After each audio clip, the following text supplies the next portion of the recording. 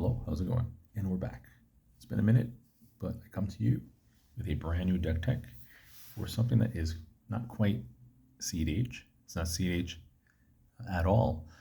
Today we're going to play Firkraag Cunning Instigator as a high power, a truly high power, no budget Goad Dragon tribal thing.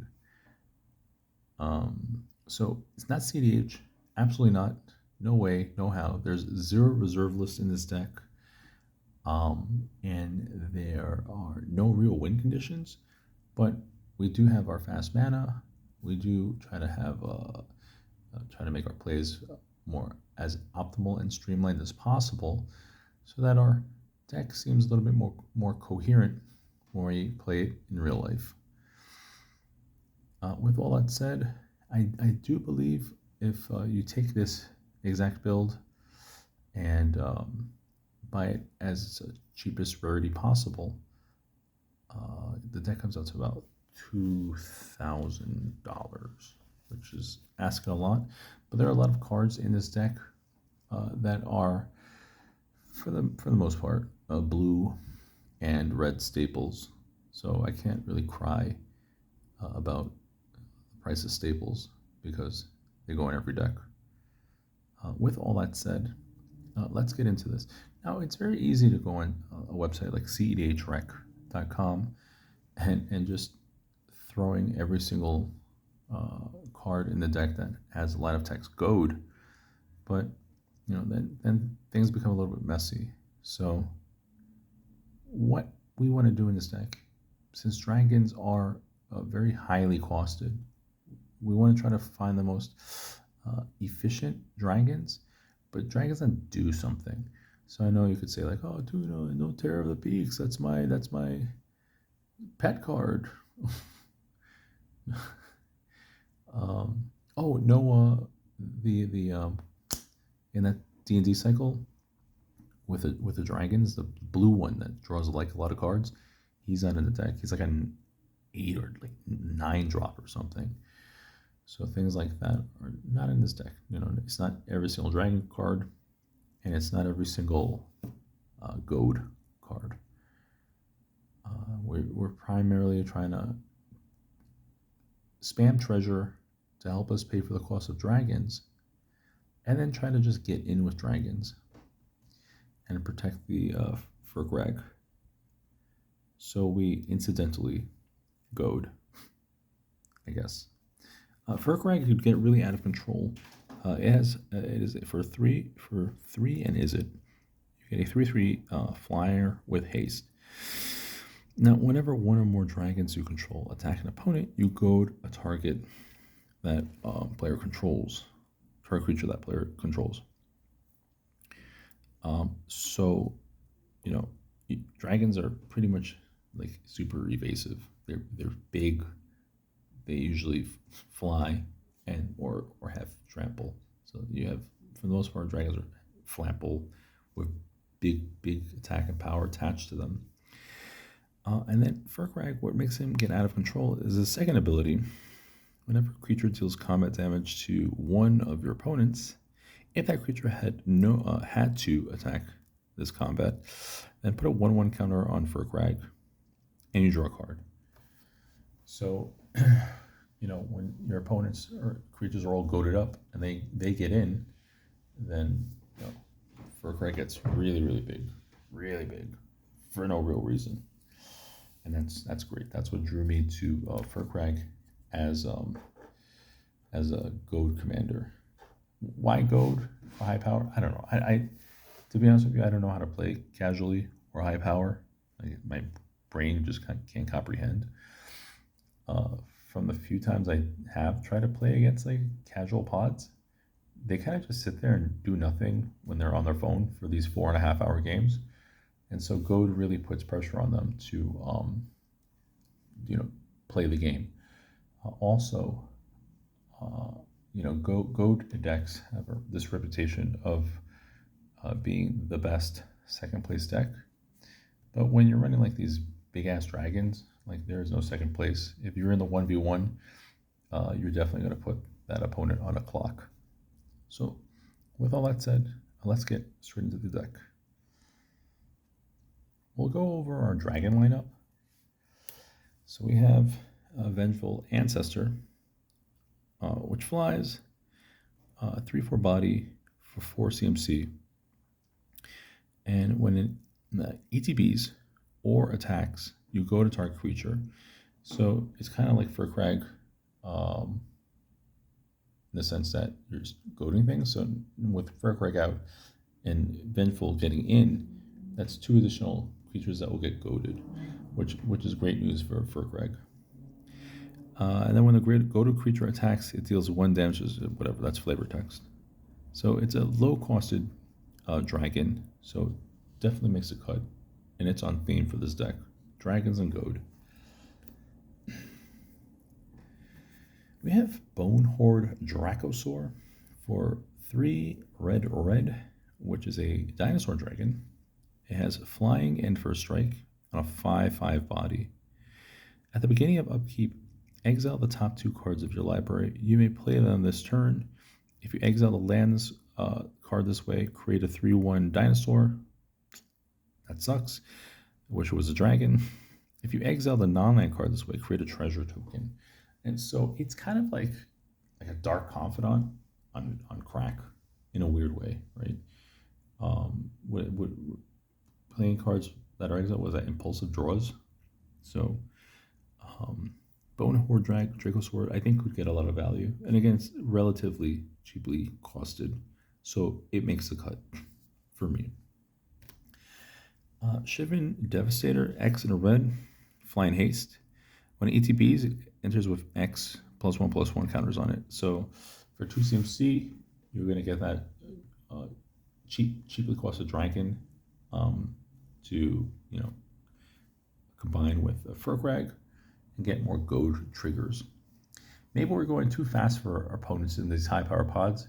Maybe they're not going to get a creature down until like turn 3, like a real creature. They'll put maybe a dork, but they'll just tap the dork. So for mana, so even if it's goaded, it doesn't matter.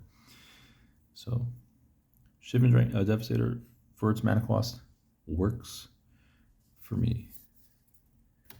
Sprite Dragon, another cheaply costed dragon. For Izzet, it has flying and haste. Whenever you cast a non-creature spell, put a 1/1 counter on Sprite Dragon, which is really neat because they don't go away. The Sprite Dragon will hold on to those 1/1 counters, and so you have a relatively okay body that once again combines with Firkraag just to get those goad counters, and for the deck to just do its thing as quickly as possible.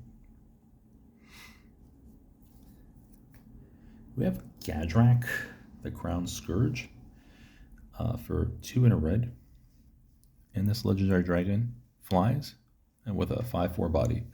Now this guy is very cheaply costed, but it's not that easy to for him to like start putting early pressure. He kind of just sits there because Gadrak cannot attack unless you control 4 or more artifacts.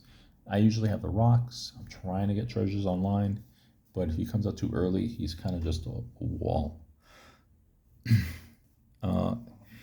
What's really cool is maybe in the mid game when more opponents have creatures, and again it depends on the matchup. When creatures just blocking these other goated creatures and just bodies are being traded, Gadrak could get out of control. You could start spamming treasure.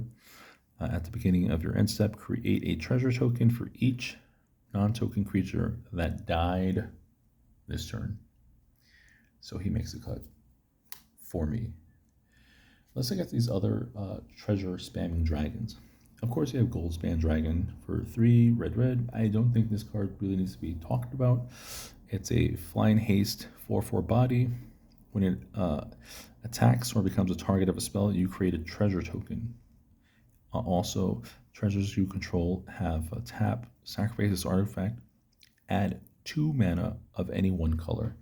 So, in a weird abstract sense, a Goldspan Dragon is kind of like a 3-drop creature. Don't think of it that way. Especially in this deck, it's just a way to do our thing and make treasure, which is great. Treasures are amazing. Galazeth, Prismari, a 2 and Is It. This legendary creature flies on a 3/4 body. When it ETBs, it makes a treasure token. Okay.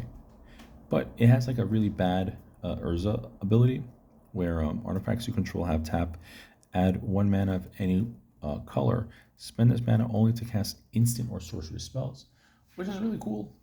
We get extra value out of our treasure.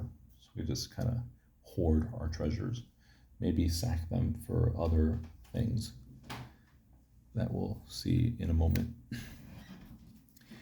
Goad Dragon, I don't know why people don't main deck this card, especially in like high power or casual, as just a generic beater, because I see everyone like spamming food and clues and treasures, so I don't know. I think Goad Dragon is really juicy creature for really cheap. He could possibly come down for just a single, for just 2 red mana. But Goad Dragon costs X less to cast, where X is the greatest number of artifacts an opponent controls. It has Flample Haste on a 6/6 body. And whenever it deals combat damage to a player, you create a treasure token for each artifact that player controls. That's fucking insane, dude. Especially with haste on his, you know. I don't know. I think this is a generically amazing creature for high power and casual. Of course, we have the Ancient Copper Dragon for 4 and 2 red. A little bit more highly costed for me, but with the things I want to do in this deck, it just slots right in. It's a shoe-in. This Elder Dragon, but not legendary, is a flyer for 6/5. Of course, you know when it deals combat damage to a player, you roll a d20, and you create a number of treasure tokens equal to that result. It's crazy. But maybe you have shit luck like me, and you're going to be running like rolling like 1s and 2s. Maybe it makes the cut for me. But I think this is a shoe-in.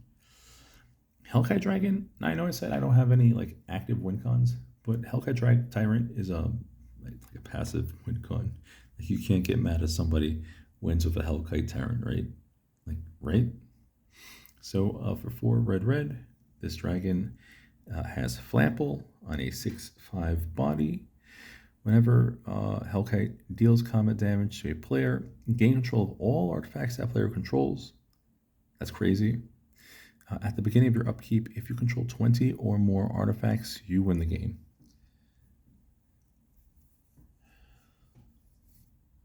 Enough said. Even if I'm not trying to go for like the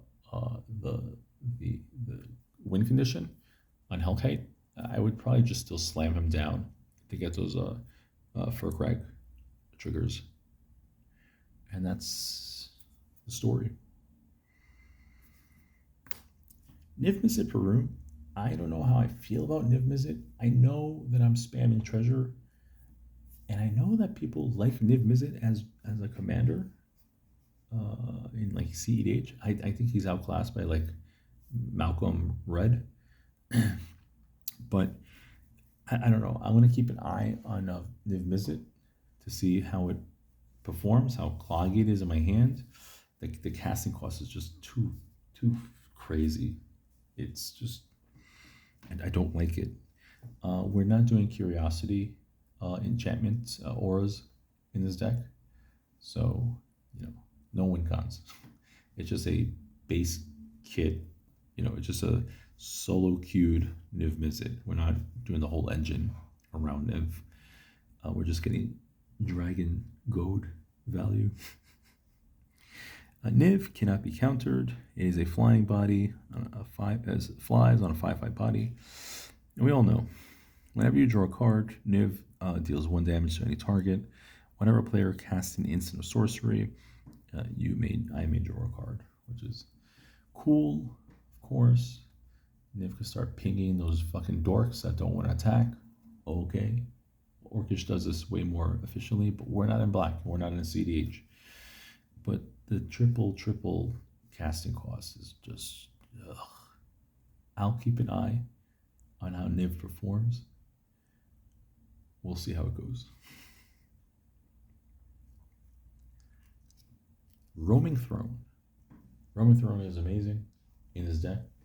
I know it's a little bit of a pricey card, um, uh, especially for like such a niche like archetype, like a tribal deck. But if you find a Roaming Throne, you need it. You need it. Roaming Throne is a artifact creature, golem with a ward 2 for no reason. As an ETBs, you name a creature type. We're gonna name dragons, and Roaming Throne is the creature type, so it's an honorary dragon in this deck. If a triggered ability of another creature you control of the chosen type triggers, it triggers an additional time. So now Firkraag is gonna get 2+1/+1, and it's gonna draw 2 cards just for him getting in alone. You know, so yeah, Roaming Throne's really good, and so it makes a slot. It makes a cut. Some other like goad enablers. We have a bothersome Quasit for 2 in a red. It's a demon. I wish this thing was like a goblin, but whatever.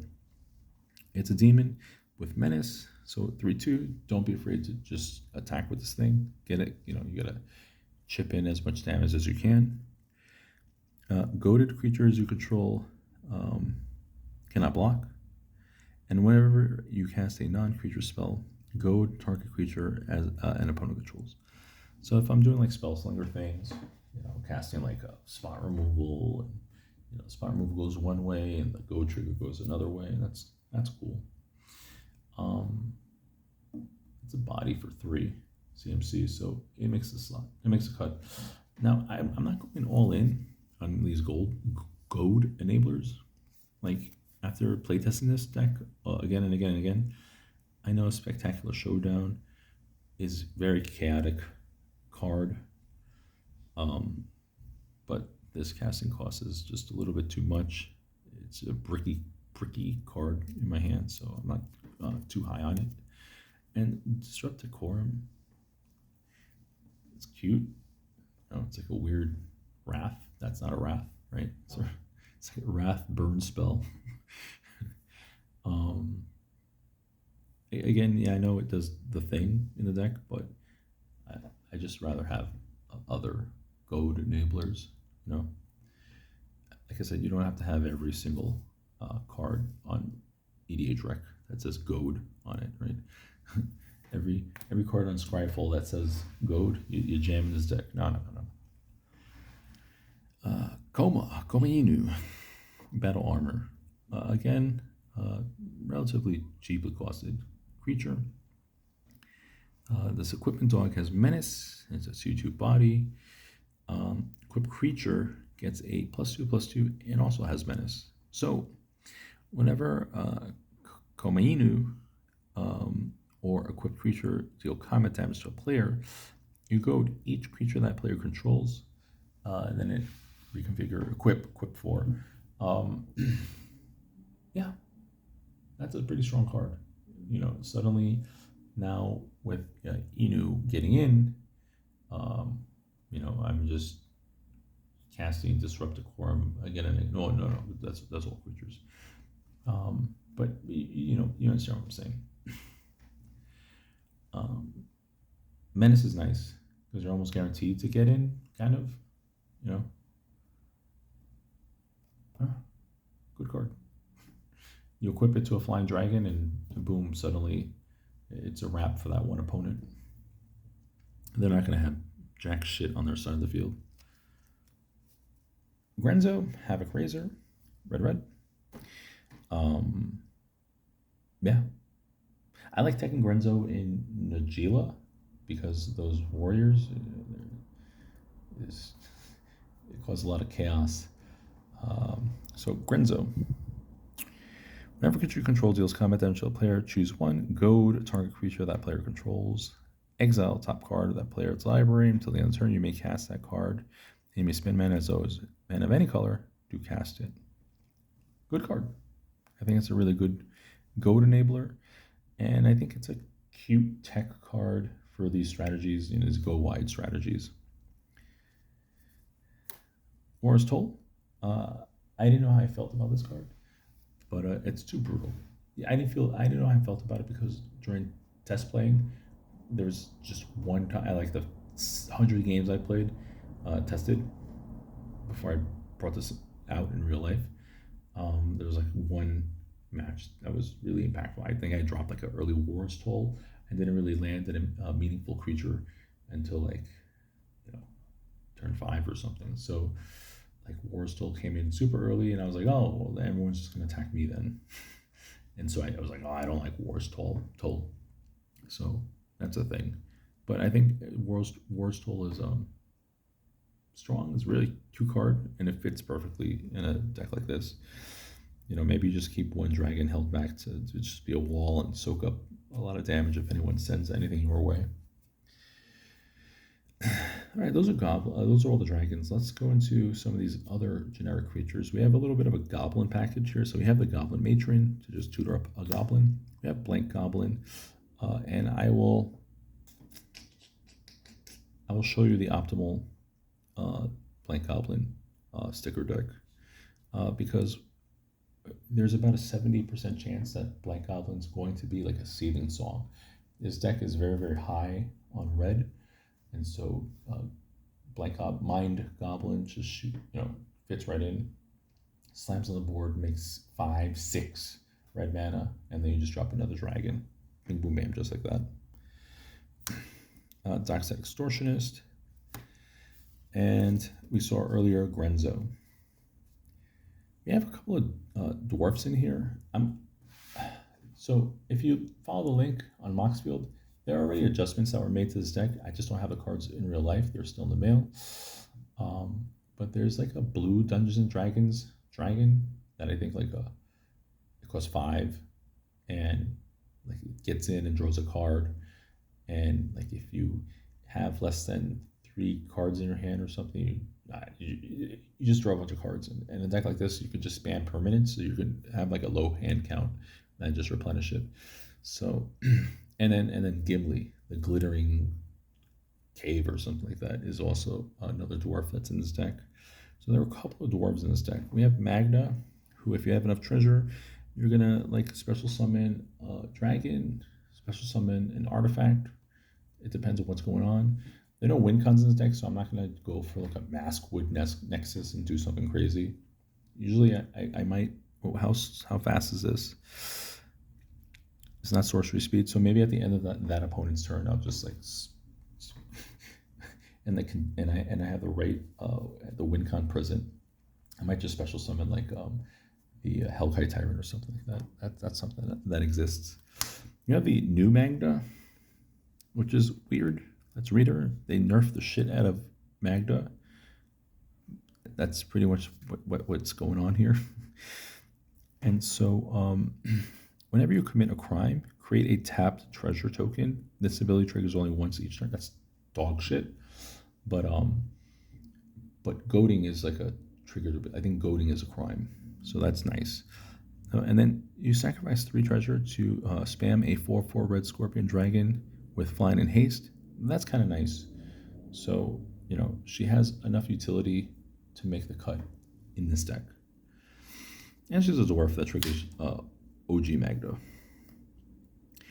Glowing Dwarf Emissary. Whenever you cast a historic, don't forget historics are your sagas, artifacts, and legendaries. You create a treasure token. Again, this dog shit clause. This ability only triggers once per turn. I can't stand it. And then you sacrifice a treasure to goad a target creature, which is cute. Again, it fits the theme of this deck. It's a 3/3 body that could trigger old Magda and new Magda. And then of course Gimli is in the deck too. So four dwarves, 4 or 5 goblins, really nice. Other treasure enablers, we have our Ragavan, Professional Facebreaker, an Imperial Recruiter to tutor shit up.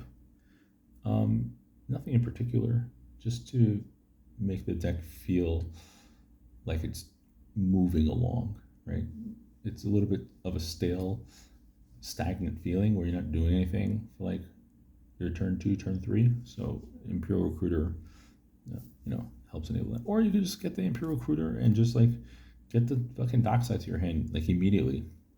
Who cares, right? Dockside for value. Academy Manufacturer goes crazy in this deck with the treasure spamming, and then the clues really help, to draw like a ton of cards. Treacherous Ogre. So we have our ritual creatures. Treacherous Ogre. I'll probably go down to like -9 life just to spam as much red as I can and just drop my hand. Simian Spirit Guide. Rite of Flame. So that ends our creature package. Let's move on to our instants and sorceries. We have Rite of Flame, Seething Song, Jessica's Will. There's no Infernal Plunge in this deck. There's not enough junk creatures that I would want to sacrifice to an Infernal Plunge. Let's move on to our counters package. Some juicy bling here. We have Red Elemental Blast, Pyroblast, Deflect and Swat,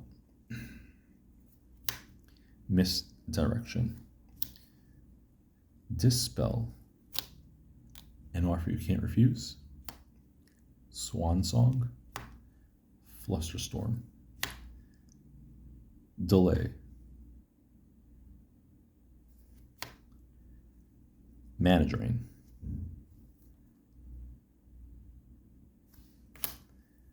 Mental Misstep, Force of Negation, Fierce Guardianship, Pact of Negation, and a Force of Will. I don't know about the Mind Break Trap in a high-powered setting.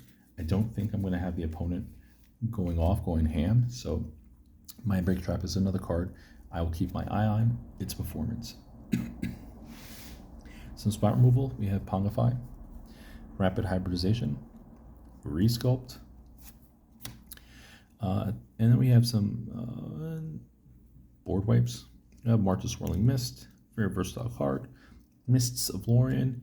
The CMC in my deck is so goddamn high that it might be a very unfair card in this deck. Not trying to reset my stuff, but just like abolish opponent's stuff. Cyclonic Rift, some tutors, just Mystical and Gamble. Let's wrap things up very quickly with our enchantments, artifacts, and lands. We have a Mystic Remora, Ristic Study. We have our One Ring, and we have a Jewel Lotus, Lotus Petal, Chromox, Mox Opal, Springleaf Drum, Talisman of Creativity, and even in high power, I think the Signet? I think the old school Signets are dog shit, no matter what deck, even 2 colors. Arcane Signet, Felwar Stone, Mana Vault, Soul Ring, and a Mana Crypt. We have Shatter Skull, Smashing, and Seagate Restoration, just to be my 29th and 30th land for the most part. When I play the deck out, that's usually what they are. And then we have all the 8 fetches. 1, 2, 3, 4, 5, 6, 7, 8. Our lands, our basics, we have just 3 islands and 3 swamps. No particular reason why I have my islands and swamps like that. It's because I only own 1 of each, except for this. I own 12, but everything else is like I just own 1 copy of them. That's all I could find in my shoebox. You have Steam Vents, but no Volcanic Island. You have Ancient Tomb, out of water. Manamo's a really good card, even in 3-4 colors, because it can help untap your legendary, so it suddenly has like pseudo vigilance. But more importantly, it can untap your One Ring, and you could be really ridiculous. Training Center, Fiery Islet, Shivan Reef, Gemstone Cavern, Command Tower, Exotic Orchard, Cavernous Souls, Calling of Boogerman, Spire of Industry, and a Confluence, and a City of Brass. And there you have it, ladies and germs. Our genuinely high power, not CDH, Goad Dragon tribal deck. I hope you enjoyed that. Let's see what else I could do for you in 2024. I kind of haven't been around in the scene. Other things going on, baby going on. So, that's how it goes. Cool. Not a dragon. But anyway, thanks for watching, and ta-ta.